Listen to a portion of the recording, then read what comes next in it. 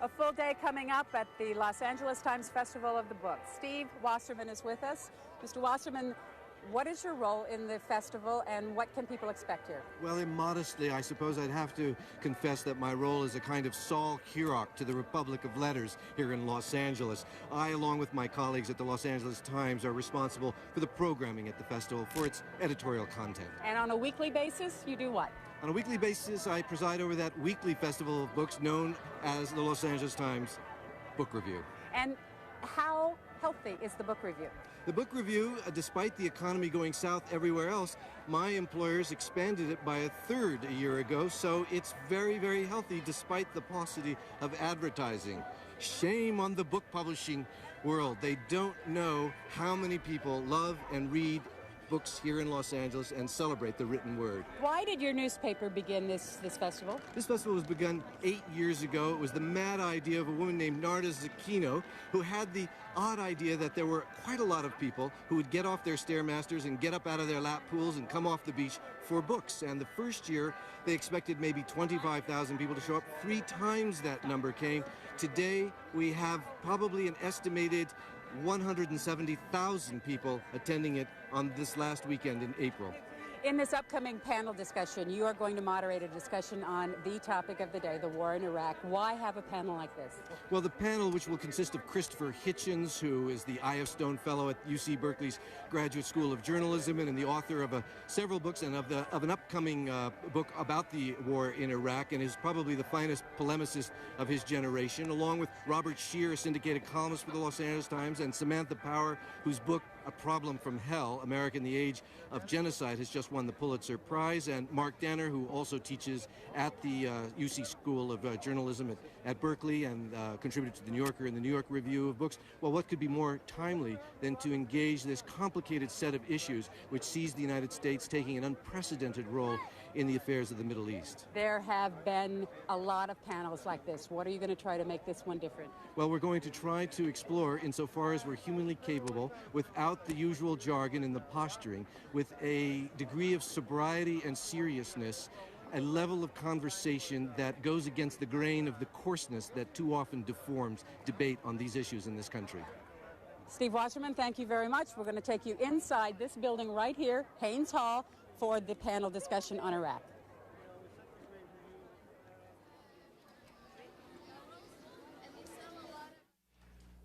Before introducing our panelists, each of whom will make introductory remarks of about 5 minutes in duration each, then there'll be some rebuttal, and we'll have an exchange after that. Before introducing them, let me make a few remarks. This debate, this discussion, this exploration of issues that have attached themselves like so many barnacles to one of the most difficult and thorny questions before the Republic is entitled American Power and the War in Iraq. The hour that we have before us is too brief a time, of course, to explore in the depth that is truly required to explore the many issues that have pressed themselves so painfully and so acutely on the citizens of this country and indeed on citizens in nations all over the globe.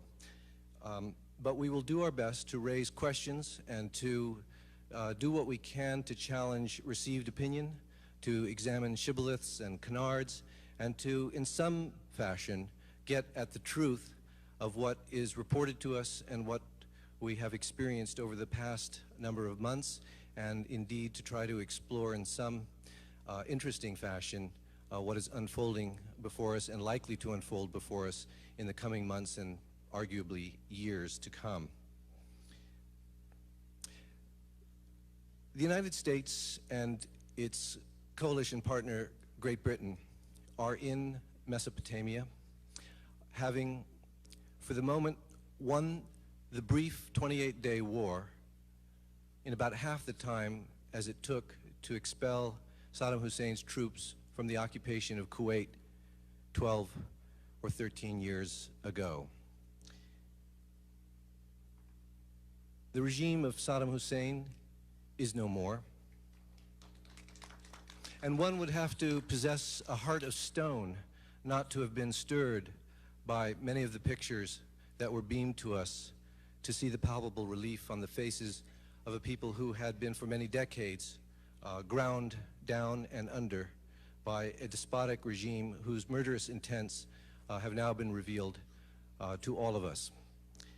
Whether or not, of course, the course set by the Bush administration was both justified and wise, still imposes itself upon us and continues to be worth debating and thinking about, particularly as events are moving with great rapidity, and it seems clear that the United States, principally, has managed to accomplish what the Iranian regime, in the aftermath of the toppling of the Shah, so signally failed to do, which is to remove from power a secular thug and to permit a process of rearrangement in a country whose history is very brief. After all, it perhaps is germane to point out that the history of the Bechtel Corporation is a far longer one than even the modern state of Iraq.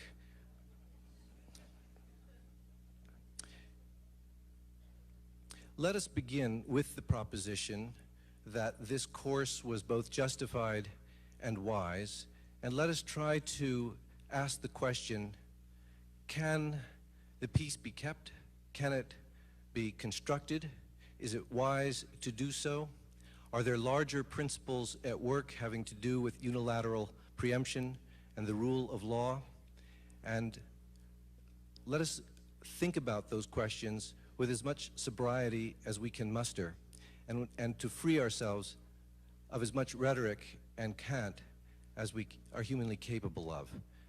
That process and that debate has been too rare in a culture which has largely coarsened discussion of these important issues. Let me introduce first Christopher Hitchens, who is the I.F. Stone Fellow at the UC Berkeley Graduate School of Journalism, a columnist for Vanity Fair, and arguably one of the most gifted polemicists of his generation.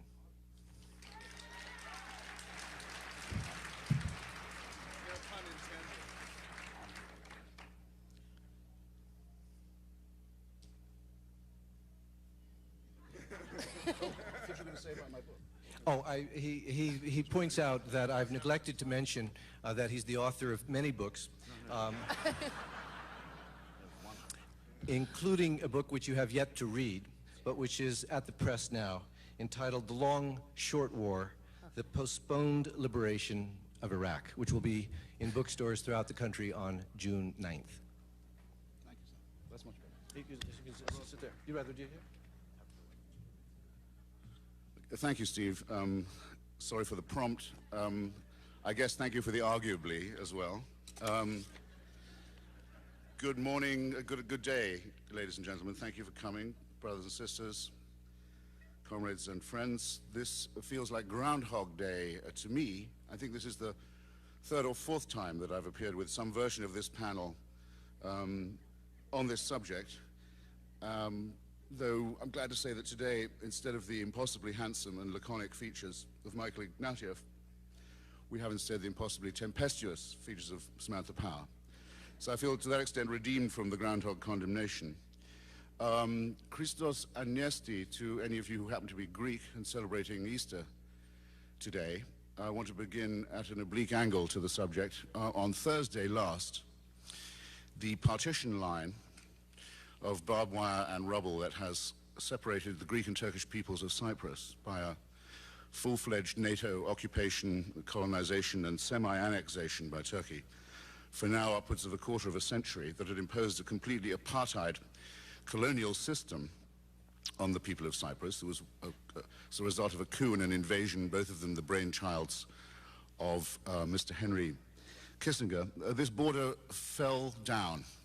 Hasn't been reported yet in the local media, it seems to me. I've been looking for reports of it. I now know much more about the Peterson family than I ever wanted to know.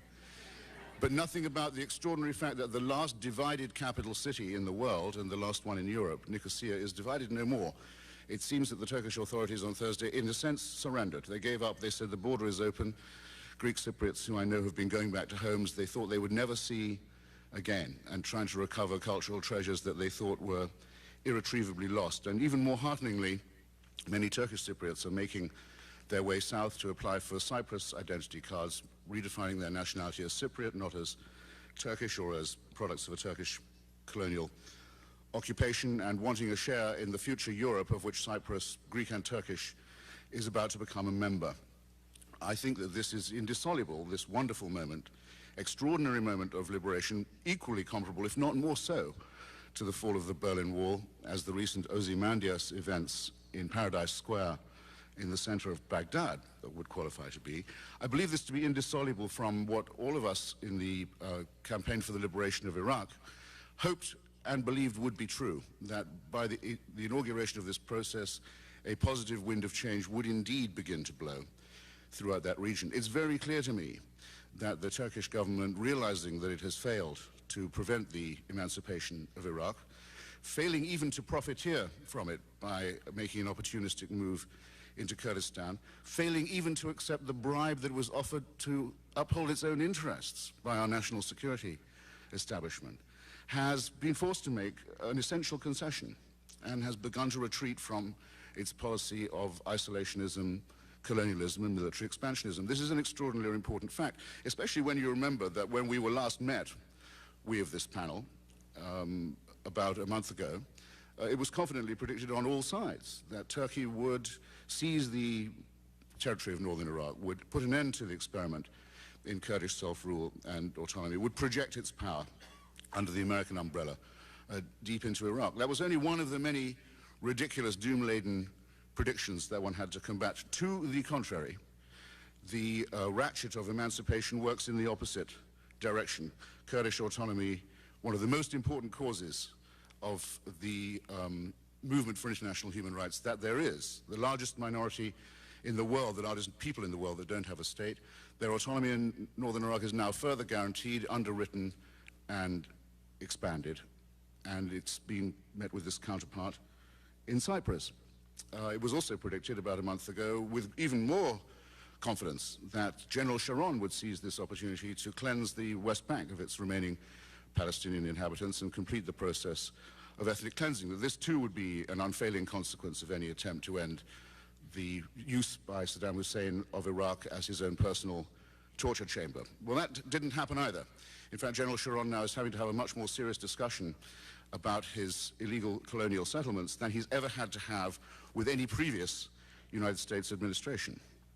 And this too, it seems to me, is the counterpart, is one of the other shoes that is dropping at the realization that there is nothing stable as well as nothing decent in a policy that relies on proxy rule, on client states, and on fascistic regimes. It's a great moment, in fact, and one that everyone should be proud of, that the United States has begun to discard the policy of the proxy state and the client regime, and has begun to say that whatever the risks, democracy is more stable and as well as more justifiable as an experiment. I think that's a moment every American ought to be very pleased about and pleased with.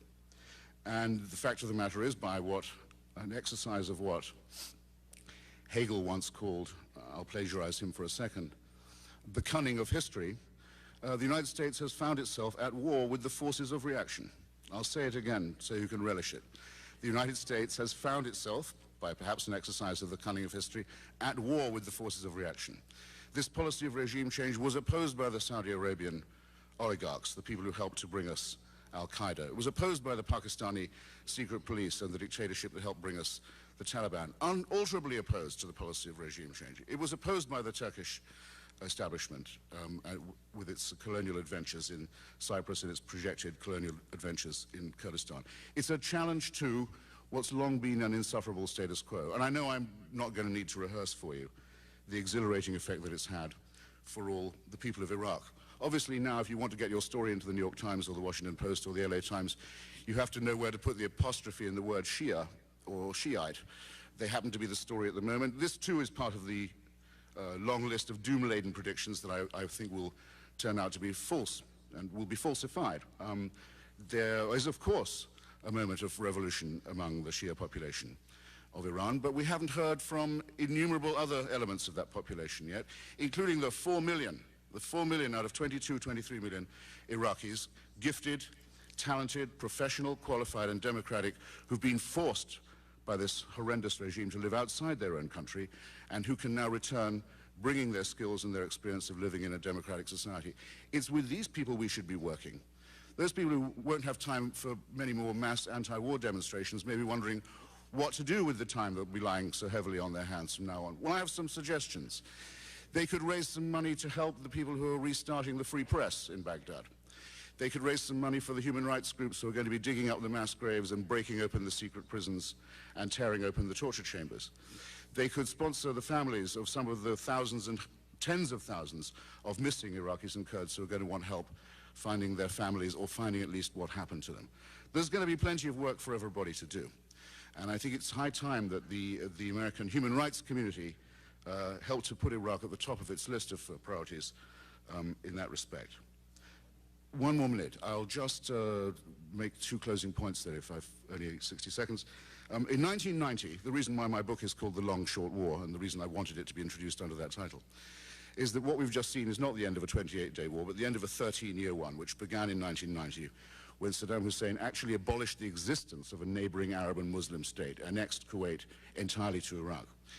In the year 1990, he had a choice. He could either invade Kuwait before or just after he acquired a nuclear weapon, which the inspectors had then failed to find. They didn't find his nuclear weaponry till afterwards. The only self-criticism Saddam Hussein has ever made in his entire life is to say, I probably should have finished work on the nuke before I took over the whole of Kuwait. That's how self-critical he can be on a good day.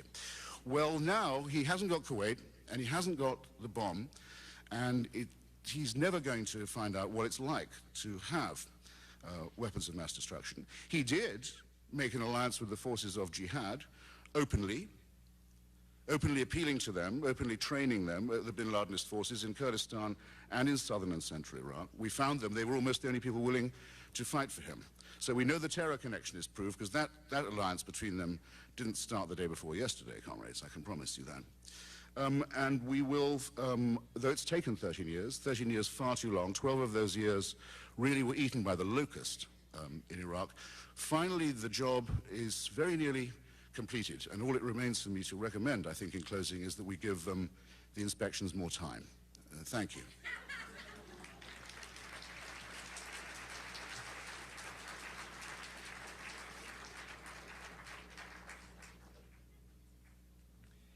In the interest of maximizing the amount of time that each panelist will have, I respectfully ask each of them to remain at their current posts. Let me introduce to you Mark Danner, who is a professor of international relations at UC Berkeley's Graduate School of Journalism, the author of The Massacre at El Mozote, an extraordinary work of investigative reportage about the depredations that occurred in Central America in the early 80s. He is also the author of a forthcoming book called The Saddest Story, America, the Balkans, and the Post-Cold War World. He's a contributor to the New York Review of Books. Mark Danner.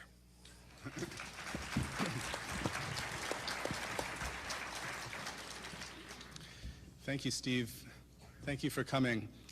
This is indeed a Groundhog Day moment. Christopher and I have shared this stage now. I think this is the third time. And I am profoundly sad that I have thus far apparently failed to convince him of my arguments. But today he will have a further choice, or a further opportunity to be convinced. He said that the work is nearly completed in Iraq. And I would say that this is definitely not the end. It's not the end of the beginning. It's not the beginning of the end, excuse me, and it is perhaps near the end of the beginning. We've perhaps reached that. We're at the beginning of an occupation. We are at the beginning of a political project that must, as we always knew, follow the military project. And it leaves in front of us two main questions. Can the United States establish a lasting, stable, democratic political order in Iraq that is favorable to American interests? And second, the wind, lovely wind that Christopher spoke about, where will that wind blow next? That is, what are the implications for American foreign policy and America's role in the world of the Iraqi intervention and of the other interventions that are currently being discussed at the highest levels of government, privately and, I would say, in recent days, very, very publicly. I think we are all blessed in that we're living in a plastic time. That is, things are changing, things are being reshaped. It happened first after the First World War, with the decision of the United States not to join the League of Nations. Second, in the late 40s, when the institutions of NATO, Marshall Plan, the United Nations, and others were set up, by which the United States led a struggle against the Soviet Union for half a century as leader of an alliance system.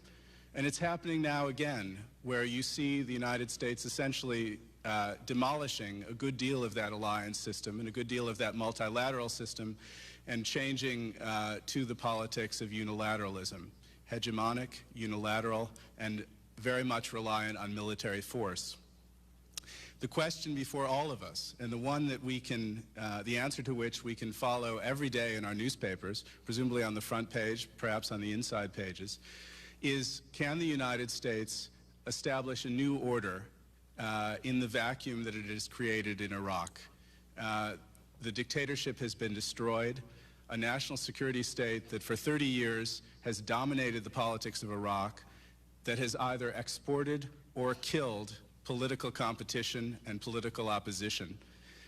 It no longer exists. There is to some degree a tabula rasa, but there are political elements that we have already seen come to the fore in recent days, and that I would wager will come much more to the fore in the next weeks.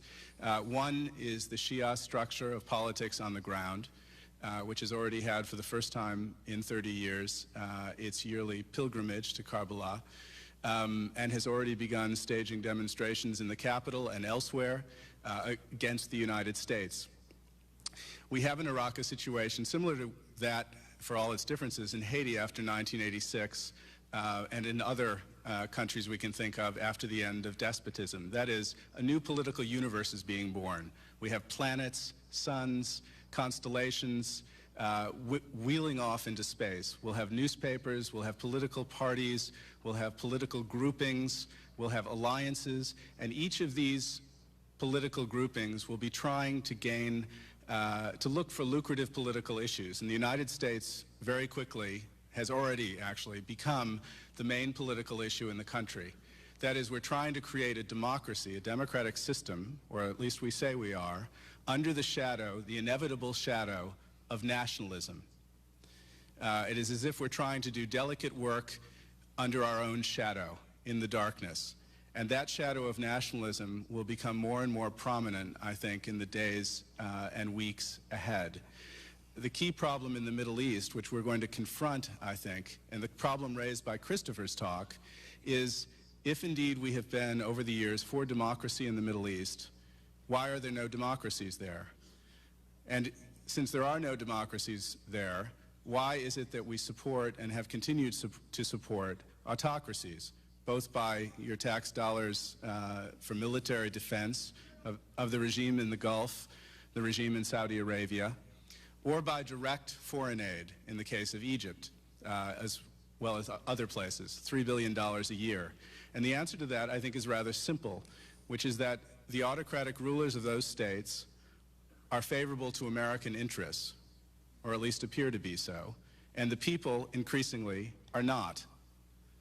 We are about to confront that issue and that paradox in all its glory in Iraq.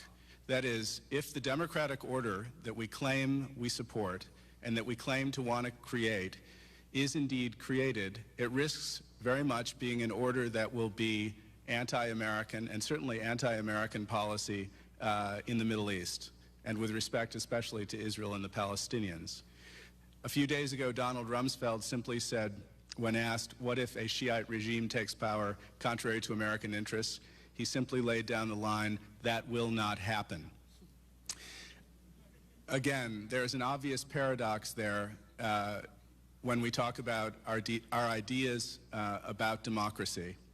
I will prophesy that in the next weeks and months we will have incidents involving American troops who must be in the role of enforcing security in Iraq, involving demonstrations, involving other security matters that will make the United States front and center the main political interest in that, the main political issue in the nascent politics of that country.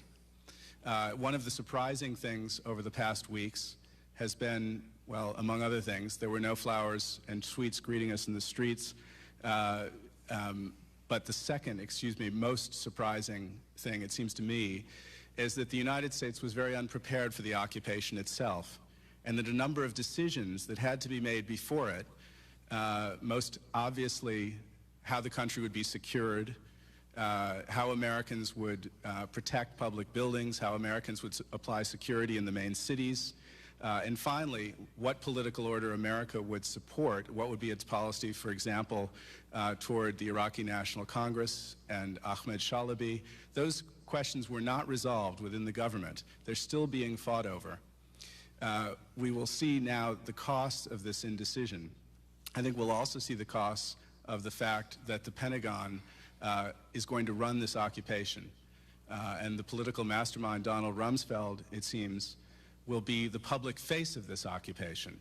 The Pentagon is not known for its political sophistication. It is known for its military prowess.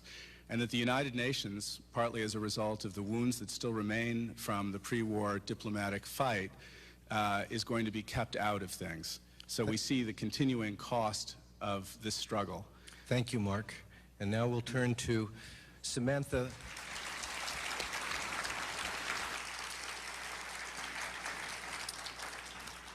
Let me introduce Samantha Power, a professor at the Kennedy School of Government and a founder of the Carr Center for Human Rights at Harvard University, and the author of an indispensable volume on our current predicament, both the recent past, the present, and the likely future, called A Problem from Hell, America in the Age of Genocide, for which she was just awarded the Pulitzer Prize.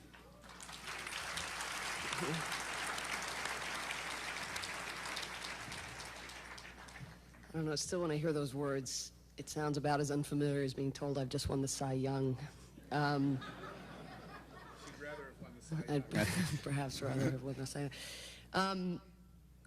A lot of people ask, because one of the chapters of the book is on the atrocities that Christopher went and explored firsthand in northern Iraq, the genocide that Saddam committed against the Kurds, the gassing, the destruction of the villages, the attempted eradication of rural Kurds in northern Iraq in 87, 88.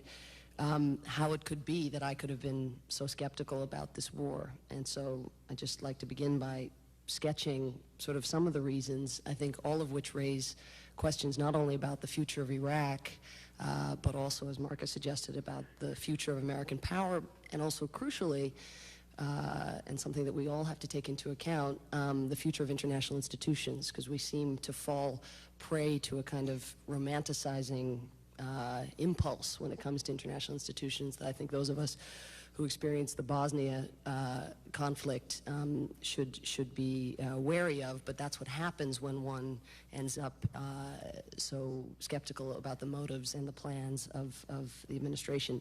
The first reason, of course, to be skeptical about the war was just the loss of life, and here we can be grateful that it was mercifully quick. I do think that we all fall prey to a tendency to kind of write off deaths to Iraqi soldiers on the grounds that they are legitimate combatants. But I think, again, one of the questions this war raises, and any war against theocratic fascism or dictatorship or whatever does raise the forces of reaction, is when soldiers are gang-pressed often into service, should we be so consoled when the tens of thousands of lives lost are those of soldiers? So I just think it's a question worth raising, and that's still with us. Second point, and this I think is really challenging for all of us, is, you know, again, there was a genocide committed by this man. I mean, if not there, then where, it seems to me, from a human rights standpoint. And I'm not Michael Ignatieff, but this was, I think, the argument that he made sitting in this spot a month ago.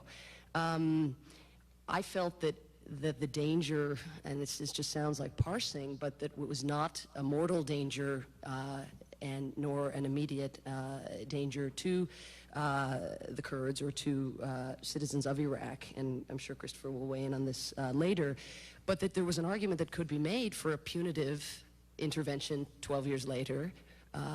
There was an argument for preventive intervention, because God knows once one has committed acts like that, one is capable of doing it again. But that without the mortal immediate threat to life, your default toward multilateral sanction should remain in place. In other words, toward that requirement. And so this is intense formalism, though. And I think those of us who wanted, you know, a UN Security Council resolution quietly blinded ourselves to the lunacy of having Russia and China be the arbiters of our principles when it comes to human rights.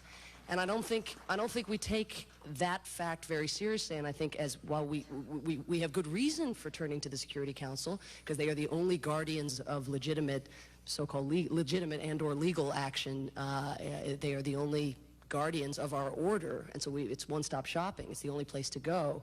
But there is a tension built into this when it comes to actually them being the determinants of when that direct and mortal and immediate threat is actually posed. Thirdly, we of course had great skepticism about the human rights motives of individuals within this administration. Now, of course, the chapter in my book that is on Iraq documents how many of the officials who made today's policy were, in fact, of course, famously, legendarily, aligned with Saddam at the time that he was using chemical weapons against his own people. And indeed, our generous aid package to his regime, which was $500 million a year in agricultural credits in 1988, while the genocide was being carried out, was actually doubled the year after to more than $1 billion in agricultural credit. So I think one could be forgiven at being quite skeptical, despite the sort of conversion ethos in Washington around morality and human rights and freedom and even nation building, that one was sort of worried about how, if in the scratch and sniff model, how deep these commitments actually sort of went. Now, again, in terms of what that leaves us with today, I think we can still, and one of the reasons, by the way, to be concerned about motives is that is not for epistemological reasons or because good intention is a priori, you know, the only thing that one can look for in order to judge good results and or even in the end, retrospectively, even maybe a just war, not in the traditional just war theory, of course. But it's that it actually tells you a lot. People's motives tell you a lot about the means that they're going to employ, as Mark was saying, the priorities that they're going to make as the war itself is being conducted, and of course the capacity for follow-through and the tenor of follow-through. So you look to motives actually more as a proxy for what you're going to see later. Now, the good news, potentially, is that because weapons are proving kind of hard to find, the human rights and the freedom argument has, from day one, really, it was announced as Operation Iraqi Freedom, not Operation Iraqi Disarm. And the fewer weapons one finds, the more the freedom argument becomes the retrospective justification, of course, for the war. And it was a factor, it has to be said. It was one factor among several, but it was a small factor. And I don't think there's anyone in the administration who would have said, I mean, Christopher would be the person who would say it was the genocide alone that normatively that, you know, should have sent us there. But I don't think there's anybody, even the most sort of freedom-spewing members of this administration, who would say with a straight face that it was simply because of that we went there. So we have this issue, though, that now it is at the centerpiece of American rhetoric and retrospective justification, and may remain that. But let's ask the question of maybe that can do some good. Maybe there is now some cognitive dissonance that can be experienced by members of this administration as they continue to conduct business as usual with other repressive regimes. And I do think also, to Mark's point about follow-through, it is going to get harder and harder, we were talking about this yesterday, to lose face and to do the hit-and-run version of nation building, which of course has been the American temptation in both Afghanistan and in the Balkans. So I think that one could be very skeptical about the rhetoric coming out of the administration. It actually has entailed an investment of American credibility and prestige. It may be an investment that we can figure out a way to spin our way out of eventually when the costs become too high. But I think that one has to look perhaps to some ripple effect on other policies with other repressive regimes and demand it, of course. And then just two more points in closing. One of the other questions of the reasons that we were skeptical, of course, was this point about a fear of staying power in Iraq. You know, would we just go in, maybe, you know, do regime change, get out, leave the Iraqi people to their fate, having long privileged order over justice? Were we now going to go in, you know, get our version of order tended to and leave disorder to prevail in the country? Here it's very tricky, of course, because the administration is such a balancing act now, because on the one hand, they can't stay too long, because that's just confirmation of all the worst motives of empire and, you know, land grab and oil grab and all the rest. On the other hand, they can't leave tomorrow, because then they'll be subject to the understandable criticism that they've opened up this Pandora's box and then left people to their own devices. So I think that we all have to ask ourselves the question, now that the deed has been done and we have inherited this mess, exactly how do we get this balance right, sort of like Goldilocks? You know, you can't stay too long, you can't stay too short. What is, you know, that period that is the right period where we can actually hand off?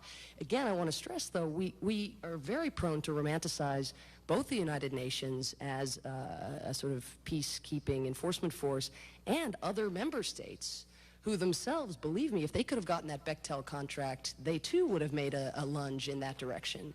So we come back again and again to some very structural problems in the international order in terms of states being the guardians of the principles that we think that we hold dear. And then finally, and I hope if we get more time to talk more about this, but the main reason that I came down, ultimately it plunked, as Michael Walzer says, against the war, was just the fear that while it would make Iraq a more humane place, that it would make the world a much more dangerous place. And I don't think that we have grappled with the way that we have forfeited our legitimacy as the guardians of these principles. And I think this administration is committed to the idea that it's more important to be feared than to be liked. And I would just say that the strength of American history is actually a testament to the fact that it's much more important to be respected than to be either feared or liked. It's nice to, being feared is important, and the use of hard power is an essential part of this war on terrorism, but to minimize the value of America's so-called soft power and its ability to make others want what we want, I think is to really lose sight of recent history. And right now, people want what we don't want, and that's dangerous. Thank you.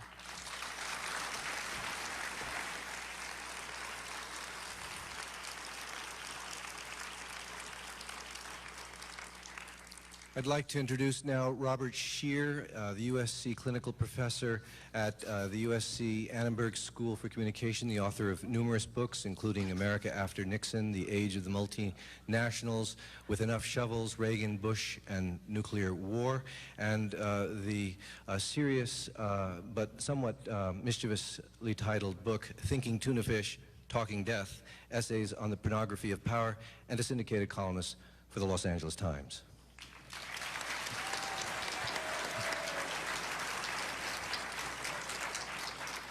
Every time a institution is connected with my name, they want to fire me. So my connection with USC is quite tenuous. I teach a class.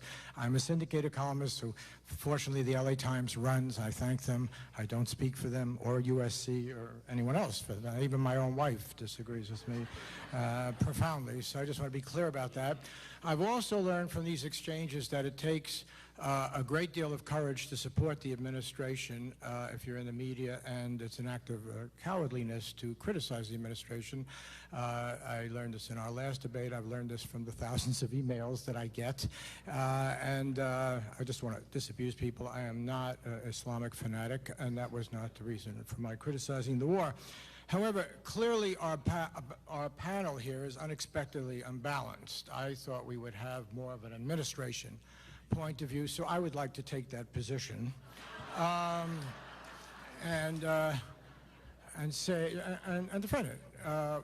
We said that we have to go against Saddam Hussein because, after all, we've been attacked in the most devious attack of September 11th, and we couldn't be indifferent to it.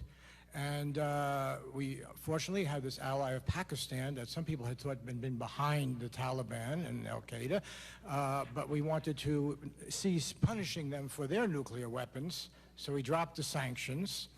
and we needed them, so we couldn't be mean with the Pakistanis, and we certainly couldn't be mean with the Saudis, even though 15 of the hijackers came from Saudi Arabia, because we get along so well with them, and they play ball with us.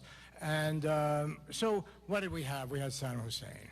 And we had, fortunately, bulletproof evidence, to use Donald Rumsfeld's words. Bulletproof. I don't know what bulletproof means to you, but to me, I would think it's a pretty strong case that Saddam Hussein was behind September 11th. Not behind some terrorist you find in the U.S. patrolled area of Iraq or down by Iran, but behind, Saddam Hussein was behind it. And since it would be an act of disloyalty, according to people like O'Reilly and others, to question the administration, let me tell you, I expect Donald Rumsfeld to produce that bulletproof evidence just at any hour.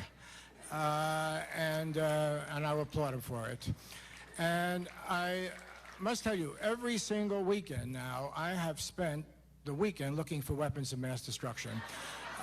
Because every single weekend there is a story on CNN or somewhere else that they've been found. And they're going to be tested, and they're going to be proved.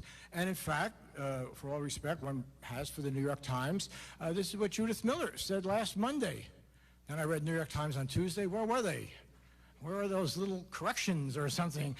Wednesday, oh, well, they weren't there, but there was a guy cited, and they may have had some chemicals that are, and now the current theory seems to be we'll never find them, but they're in the minds of people. Well, those things you can find in any search on the internet. You can find all the ideas. In fact, the guy who did the anthrax in Washington, whom we've all forgotten about, was evidently using U.S. materials and probably was part of our defense establishment. However, having said that, I still think we'll find these weapons of mass destruction because the president said so as recently as yesterday, and it would be unpatriotic to suggest that the president might be lying to us because we live in a democracy that we want to be the model of the world. So why would the president lie to us when he's building a model for the entire world? It would not make sense at all. Then we have the real weapons of mass destruction, the nuclear ones, the ones we no longer care that Pakistan has and others.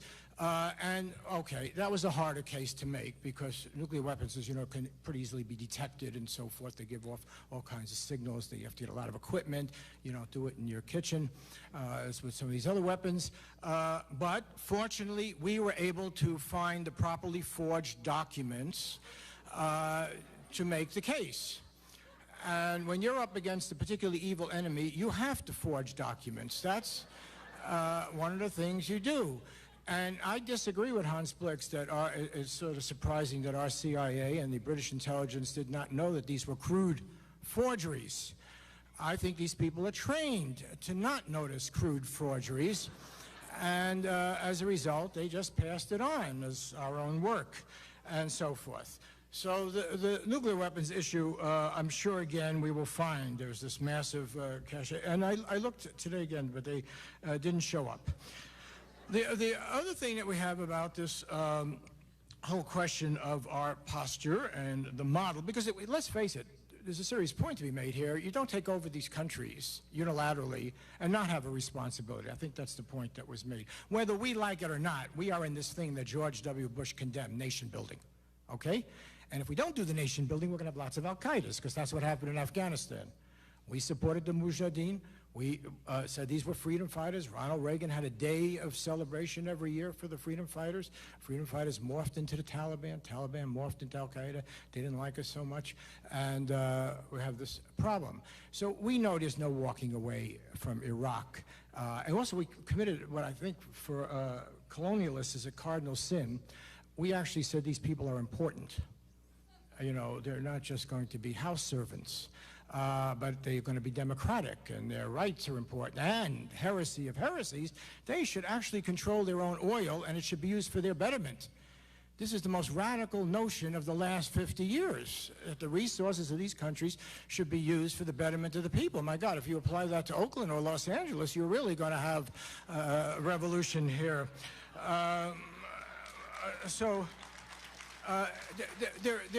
There is no easy walking away from that. And so then the question really becomes absolutely critical, what model of democracy? And again, I think we've set a very good example. We've said the model of democracy that works, and I think this is what Rumsfeld was referring to when he said if they vote for this kind of Islamic state, forget it, they're not going to have it. The model of democracy we're advocating is where you always vote correctly. And if you don't, then you fudge a few votes and win in Florida, and then you're president. Or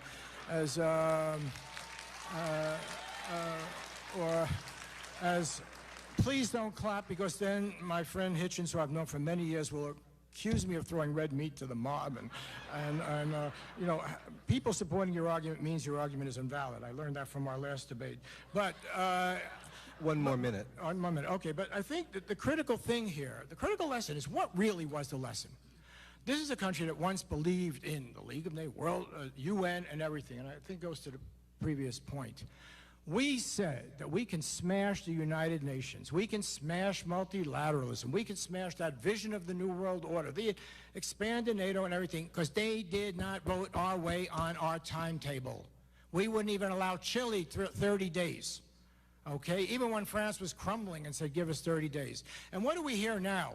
Instead of the President of the United States saying, hey, France is a democratic country, Germany's a democratic country, even Russia, I looked in Putin's eyes, very honest man, he was elected, I love him, they disagree with us, hey, that's how it works. Sometimes in democracy, you don't carry everybody along. Sometimes even decent, well-informed people, and the French, believe me, know a lot about colonialism. They had Algeria and Vietnam, they had their cafes bombed, they know this stuff quite well.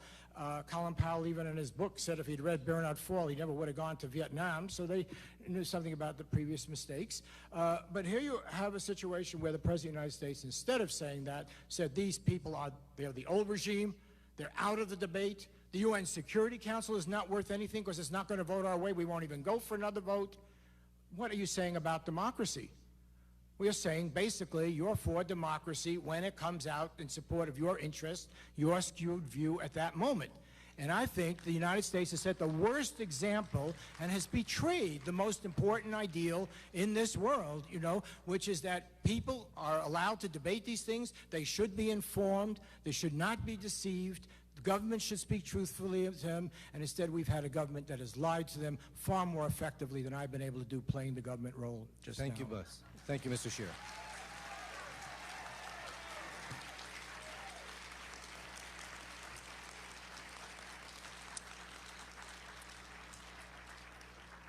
We'll now have a few minutes each for rebuttals. Christopher? Well, you might as well laugh now because you won't laugh at the end. I haven't got any mirthful stuff to give you. Let's see. Monsieur Chirac and Herr Schroeder both said openly, publicly, and several times that under no circumstances, first, would they ever vote to employ force against Saddam Hussein, under no circumstances, and on the production of no evidence. And second, that under no circumstances would the policies of their countries, respectively France and Germany, be determined by the United Nations. In other words, the really selfish, unilateral, irresponsible, lawless powers were the ones threatening to use their vetoes with that mentality in that way. The demand for extra time would have brought us into something like May, next month, that's to say, where the month that Iraq was due to take the chair of the United Nations Special Committee on Disarmament. I'm now glad that it's Iraq's turn next month. I'm not so sure about the people who wanted it to happen when that would have been Saddam Hussein in the chair of the UN Commission on Disarmament, but that's what those who wanted more time were calling for. The other thing more time would have given would be the chance to buy a nuclear weapon off the shelf from Kim Jong-il in North Korea, who I think will not be going into that open market with quite the same insouciance that he proposed to do so before. But that was the axis as it would have existed had action not been taken. And those who are opposed to this war, however stand up away they adopt their position, have simply to explain what they proposed to do about the intolerability of the pre-existing status quo. And I've indicated just some of what those consequences would have been. Now, I should say that everyone makes a great play of their misgivings and their second thoughts and so on. It would be unfair I hope they don't mean to imply that those of us who take a decided position don't understand the nature of a misgiving. Of course, those of us who took the side of the regime change policy knew what the risks were of factional strife in Iraq, of opportunist interventions by neighboring countries. But all of those things were in Iraq's future in any case. If the regime had been allowed to run its course and choose the time and means of its own expiry, can you imagine how immiserated the Iraqis would be now? Look what Saddam Hussein did to his people in the short time remaining to him, forcing people into the front line on penalty of having their tongues cut out, importing jihad forces from all over the region to do his fighting for him, training a special black-shirted force. If his regime had been allowed to run its course and continue to be able to threaten the oil fields of neighboring countries as well as of Iraq itself, there would have been a nightmarish end to this. We don't choose between keeping Iraq the way it was and intervening. Iraq was already melting down and constituting a danger to itself and others. And there's never any sense of the acceptance of this responsibility in the rhetoric of any of the critics of the policy. It may well be it may well be, it certainly is, it will be predicted by anybody, a resurgence of theocratic politics among the Shia. It has to be noticed, however, that in Iran, the major Shia country in the world, a country of between 65 and 70 million people, the tendency is all the other way. They've tried running their country out of a holy book, and they found out what happens when you try. It cannot be done. The Shia revolution, the Ayatollah's revolution in Iran, is an admitted failure, and most of its people want to be rid of it. So that's what I mean when I say that the wind of change blows in both directions. Yes, there are reactionary and unwelcome consequences, but there is a definite tendency towards political reform. And the most encouraging other development in the region is clearly the emergence of a civil society opposition in Iran itself, which again, I insist, should be the business of the so-called left and anti-war and human rights forces to support, to endorse, to encourage, instead of endlessly sneering about. That would be my proposal. Now, it is beyond doubt that Iraq at one point had extensive nuclear, chemical, biological, and other weapons programs. That's beyond doubt. Nobody disputes it. The nuclear reactor was only discovered after the intervention in Iraq in 1991, and that we only discovered that way how near Saddam Hussein came to the threshold of joining the Kim Jong-il club. Why didn't we discover it earlier? Because Hans Blix had certified that Iraq was exemplary in its compliance with the Non-Proliferation Treaty. That's why we didn't discover it earlier. In the same way as Hans Blix has certified North Korea repeatedly in the 1990s as in full compliance with the Non-Proliferation Treaty. Excuse me if I don't take the word of Dr. Blix seriously at all. And we know from the tapes shown by Secretary Powell to the United Nations, we certainly know this much. Those inspection teams had been penetrated and some of their members turned. The Iraqis knew where the inspections were coming and when. The process had become insulting. It had been degraded and corrupted. I know myself of someone, a very senior inspector, who was offered a personal bribe of $1 million by Tariq Aziz in person in his office. Not everyone said no, evidently. If it turns out that Iraq has destroyed, or did in the closing days of the Saddam Hussein regime, destroy its chemical and biological weapons stocks, which I hope they were smart enough to do, then that's one up for those of us who said, well, if you don't destroy them, we're going to come and destroy them for you. I'm sorry, the irony is not at our expense if Iraq is disarmed. It proves our point. And if it was at anyone's expense, it would be at those who told me repeatedly in the run-up to this intervention that if it took place, Saddam Hussein would obliterate Israel and other neighboring countries with chemical and biological weapons. They told me that's what would happen if he was challenged. Well, don't they feel any sense of embarrassment at the apparent fact that Iraq is, at any rate, appreciably nearer to being disarmed than it was before? This is no time for witless sneering on that point either. I think that's all I'll say for now. Thank you. Christopher. Mark? Mark Danner. One thing that remains constant between the debate a month and a half ago and now is that we're still arguing about inspections, apparently, and we're still wondering when the weapons of mass destruction will be found. You see a tendency on the part of the administration now to redefine the issue and say, in fact, the president the other night to NBC News said, we will certainly find that they had the means to make these weapons. I suspect we will find that, but I'm not sure how much it serves us to debate here about inspections. I think it's very clear, as Samantha noted, that there were a number of different reasons for the war, that when we talk about governments or when we talk about the Bush administration, even though we tend to personify it and say it does this because, we're in fact talking about a great number of people, especially those at the top who tend to be very aggressive and strong-willed and who fight with one another. And we're looking at a political synthesis that ends up bringing you a particular action. And it was clear there were national security reasons that descend from the Carter Doctrine about the security of the Persian Gulf and our need for oil. It was clear there are many people who were worried about weapons of mass destruction, the capability to build them, if that. And then there were other people who had this vision of democracy in the Middle East. The interesting thing now, and the reason why we are all lucky to be sentient citizens in this moment of history, sentient American citizens, is we are seeing in front of us those differences worked out. There is a jostling in the administration, and a jostling that will become more and more violent as this occupation continues. And the interesting thing will be the kinds of stresses that Samantha mentioned, the stresses between those who will be happy having gotten rid of him and will essentially want to wash their hands of the matter, those who truly believe, to probably the growing astonishment of their more cynical colleagues, that democracy can be installed in Iraq, and others who have their own reasons for making this intervention.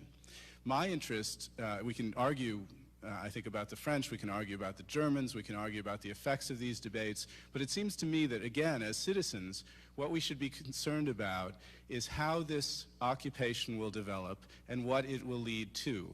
I tried to give a sense in my opening remarks about the difficulties of imposing a democratic, stable order in Iraq now, and I think we will see those difficulties played out in the coming days. What is of even more interest to us, I think, will be the domestic effects of that. That is, if the occupation starts to look bad, if there are increasing political problems, if weapons of mass destruction are not found, or very few of them are found, all of this will redound and hurt or affect the administration. All of us, I think, should remember that we now have a Republican Party that is absolutely dependent for its political energy on national security. That is, it is dependent on foreign policy and national security for its popularity. Its domestic policies are very unpopular, and indeed 9/11, I think it is fair to say, was an extremely fortunate event for the Republican Party. I mean, that sounds like an awful thing to say, but the fact is that the Republican Party came out of the 90s having lost its two key issues. One, in economic policy, that is a balanced budget and economic fiscal responsibility, which had been destroyed by the huge Reagan deficits and by Clinton's successful pursuit of a balanced budget and high growth, and national security policy, which ended with the Cold War. Thank you, Mark.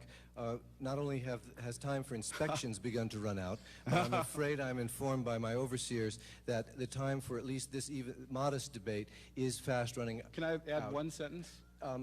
You may add one sentence, and then I want to give both Samantha and Mr. Scheer an opportunity as well. My one sentence is that to the extent this looks bad in Iraq will be the extent those who want to extend this revolution by force of arms elsewhere, they in the administration, they will be strengthened. And that is what we should keep our eye on. In the interest of time, I'm afraid I have to ask you to speak twice as fast in half the remaining time. Samantha Power. With me, that's a very bad idea. I already speak like the Federal Express guy. Iran, just a point to respond to Christopher, I think he's so right about the revolution that's taken hold there, but one of the things we have to ask ourselves is isn't that actually a model for vernacularizing a process, a democratic process? One of the things, as you know, that the dissidents and the heroes of that imminent counter-revolution, one of the positions they've taken is the United States, just whatever you do, don't show up with the hairy hands of USAID. Don't, send us computers, don't taint us by association with your, project, your imperial project. And if we are sensitive, we will not. But there are people within the administration who are not at all solicitous, in fact, of the democratic impulse of the Democrats within these societies. And I think that there's a sort of bullying and a one-size-fits-all temperament that we have to be very careful. But I hope you're right that we won't go there. But we all have to ask ourselves about what democracy means. I mean, the point was raised about wanting democracy being wanting our results or the results that we like. And the president in his interview with Brokaw said this week, my preference is for church to be separate from state. That is his preference. It's most of our preferences. And the collective challenge is how do we build not just a democracy where the Shia do go to the poll and do create another, we have to wait another 20 years for a vernacularization of that counter-revolution with another theocratic fascistic regime. How do we create a liberal democracy and not just a poll voting democracy? And then final point, I hope an important one, I think a lot of this debate has been about Iraq, and this replicates very much, I mean, it has been, that's the title of the panel, it's fair, but it replicates very much the way the Bush administration, I think, itself had a debate about Iraq, and it brings a singular, it's a quite typical American and empire or superpower feature, but it brings an exaggerated and an unprecedented a la carteism to the way it focuses on its foreign policy. So it actually thought that it could have the debate about whether to go to war in Iraq, whether on human rights grounds or on disarmament grounds, without noting that the credibility of our arguments was being gauged on the basis of our policies in other areas. So they didn't see how our position on AIDS, drugs, and intellectual property concerns, or on farm subsidies, or on climate change, or an international criminal court, all of that happened in other areas. We were having a debate within the four corners of Iraq. And unfortunately, other people are judging the legitimacy of our arguments on a much more lateral basis, not just laterally, but also actually historically. Thank you very much, Samantha. Yeah.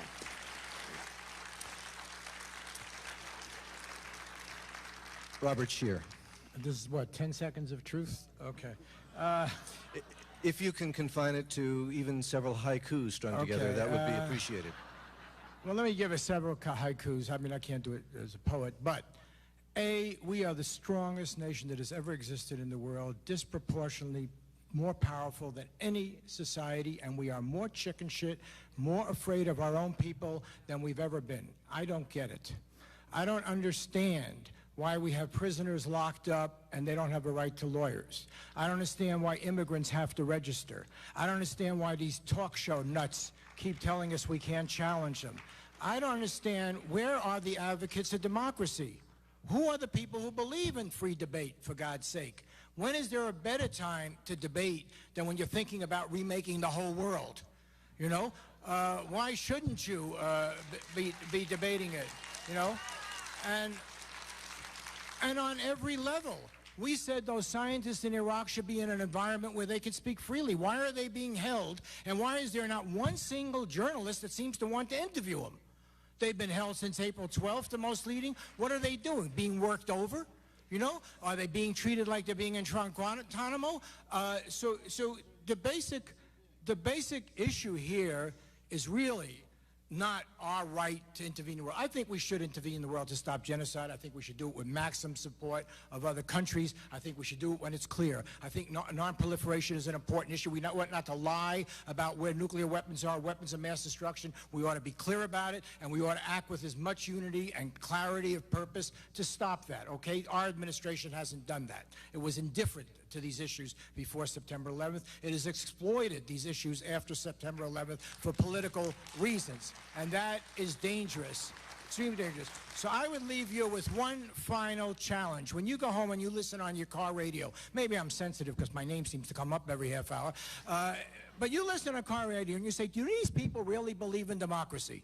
Do they really believe in free debate? Do they really believe that truth drives out error? And the mistake of those totalitarian societies, including Iraq, is they wouldn't let people speak, so they went down this dangerous road. Or are these people really, these neoconservatives, a variant of the old permanent revolution that characterized that old left, whether it was Trotsky, Stalin, or whatever, that they knew best how to make a better man and a better world and a better map, and by God, they were going to do it no matter how much damage it caused, because they had the military strength to do it. A very dangerous posture supported by a relatively small number of people in our administration, and I suspect opposed by most of the adult foreign policy people in this country, probably the president's father included. I'd like to, as you can see, this debate will continue around water coolers, around coffee tables, around dinner tables, and even inside the cranium of one's own head as we try to puzzle out what is the moral course, what is the best course for the Republic, how to act morally in an amoral world. Thank you very much for your attention.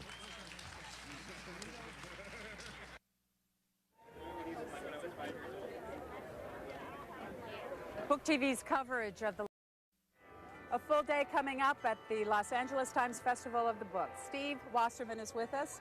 Mr. Wasserman, what is your role in the festival, and what can people expect here? Well, immodestly, I suppose I'd have to confess that my role is a kind of Saul Kirok to the Republic of Letters here in Los Angeles. I, along with my colleagues at the Los Angeles Times, are responsible for the programming at the festival, for its editorial content. And on a weekly basis, you do what?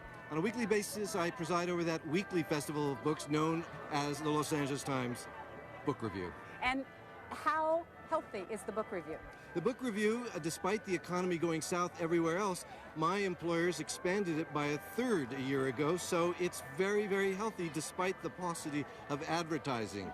Shame on the book publishing world. They don't know how many people love and read books here in Los Angeles and celebrate the written word. Why did your newspaper begin this festival? This festival was begun 8 years ago. It was the mad idea of a woman named Narda Zucchino, who had the odd idea that there were quite a lot of people who would get off their Stairmasters and get up out of their lap pools and come off the beach for books. And the first year, they expected maybe 25,000 people to show up. 3 times that number came. Today, we have probably an estimated 170,000 people attending it on this last weekend in April. In this upcoming panel discussion, you are going to moderate a discussion on the topic of the day, the war in Iraq. Why have a panel like this? Well, the panel, which will consist of Christopher Hitchens, who is the I.F. Stone Fellow at UC Berkeley's Graduate School of Journalism and the author of several books and of an upcoming book about the war in Iraq, and is probably the finest polemicist of his generation, along with Robert Scheer, a syndicated columnist for the Los Angeles Times, and Samantha Power, whose book A Problem from Hell, America in the Age of Genocide, has just won the Pulitzer Prize, and Mark Danner, who also teaches at the UC School of Journalism at Berkeley and contributed to the New Yorker and the New York Review of Books. Well, what could be more timely than to engage this complicated set of issues which sees the United States taking an unprecedented role in the affairs of the Middle East? There have been a lot of panels like this. What are you going to try to make this one different? Well, we're going to try to explore, insofar as we're humanly capable, with largely coarsened discussion of these important issues. Let me introduce first Christopher Hitchens, who is the I.F. Stone Fellow at the UC Berkeley Graduate School of Journalism, a columnist for Vanity Fair, and arguably one of the most gifted polemicists of his generation.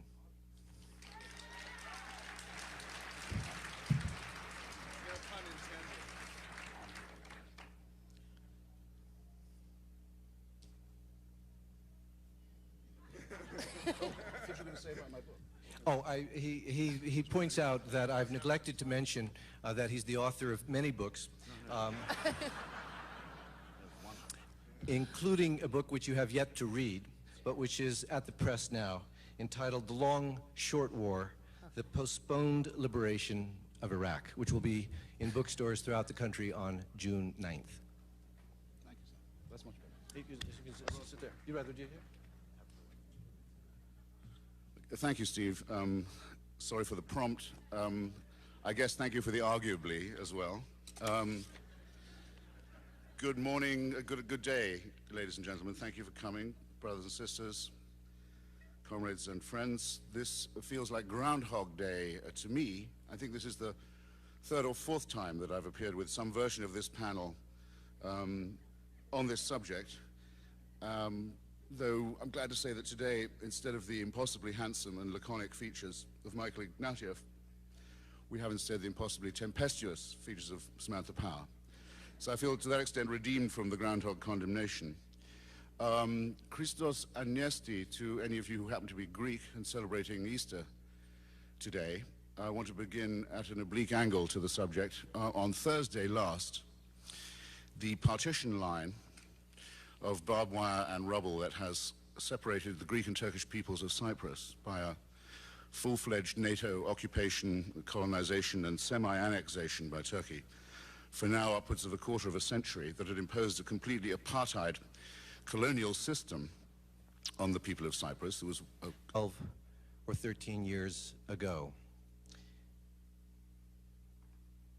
The regime of Saddam Hussein is no more. And one would have to possess a heart of stone not to have been stirred by many of the pictures that were beamed to us to see the palpable relief on the faces of a people who had been for many decades ground down and under by a despotic regime whose murderous intents have now been revealed to all of us. Whether or not, of course, the course set by the Bush administration was both justified and wise, still imposes itself upon us and continues to be worth debating and thinking about, particularly as events are moving with great rapidity, and it seems clear that the United States, principally, has managed to accomplish what the Iranian regime, in the aftermath of the toppling of the Shah, so signally failed to do, which is to remove from power a secular thug and to permit a process of rearrangement in a country whose history is very brief. After all, it perhaps is germane to point out that the history of the Bechtel Corporation is a far longer one than even the modern state of Iraq.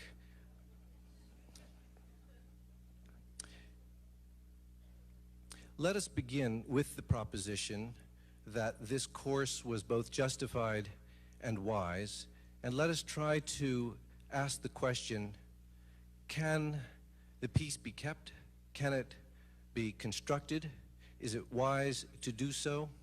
Are there larger principles at work having to do with unilateral preemption and the rule of law? And let us think about those questions with as much sobriety as we can muster, and to free ourselves of as much rhetoric and cant as we are humanly capable of.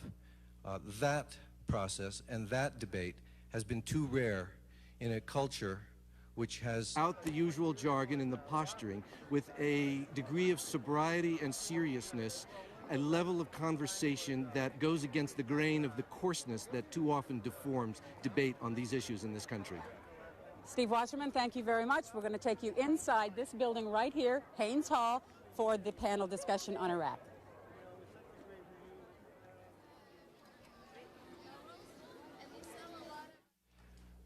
Before introducing our panelists, each of whom will make introductory remarks of about 5 minutes in duration each, then there'll be some rebuttal, and we'll have an exchange after that.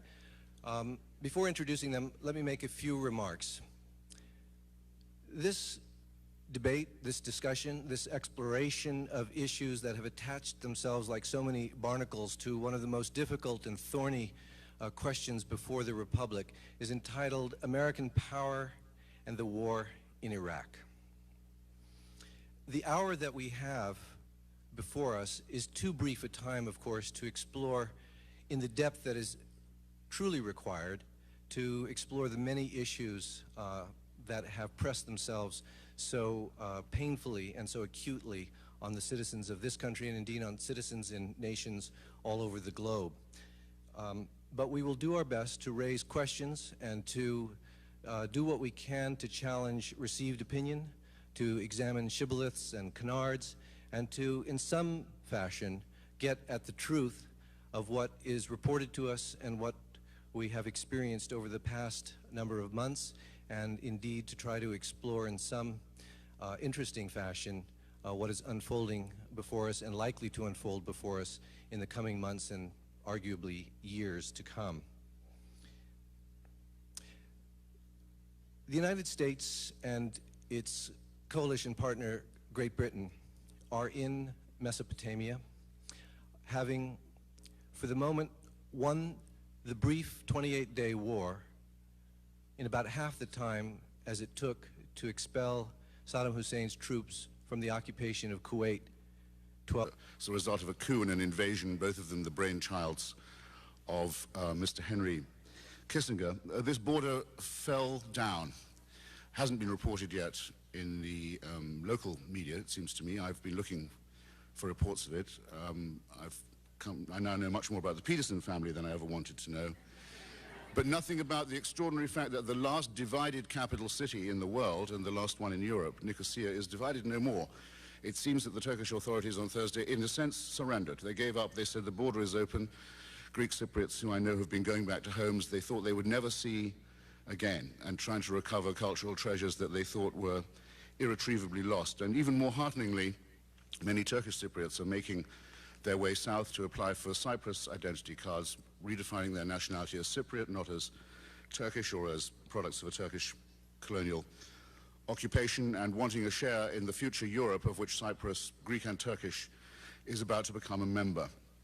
I think that this is indissoluble, this wonderful moment, extraordinary moment of liberation, equally comparable, if not more so, to the fall of the Berlin Wall, as the recent Ozymandias events in Paradise Square in the center of Baghdad would qualify to be.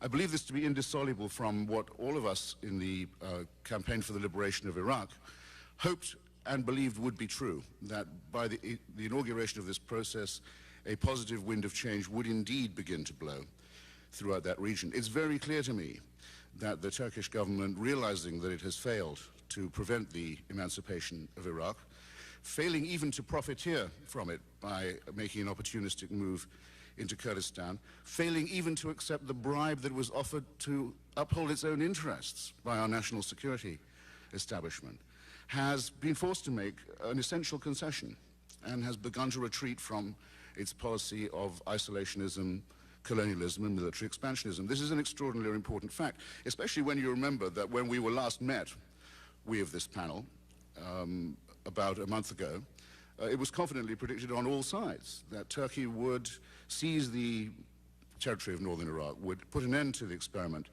in Kurdish self-rule and autonomy.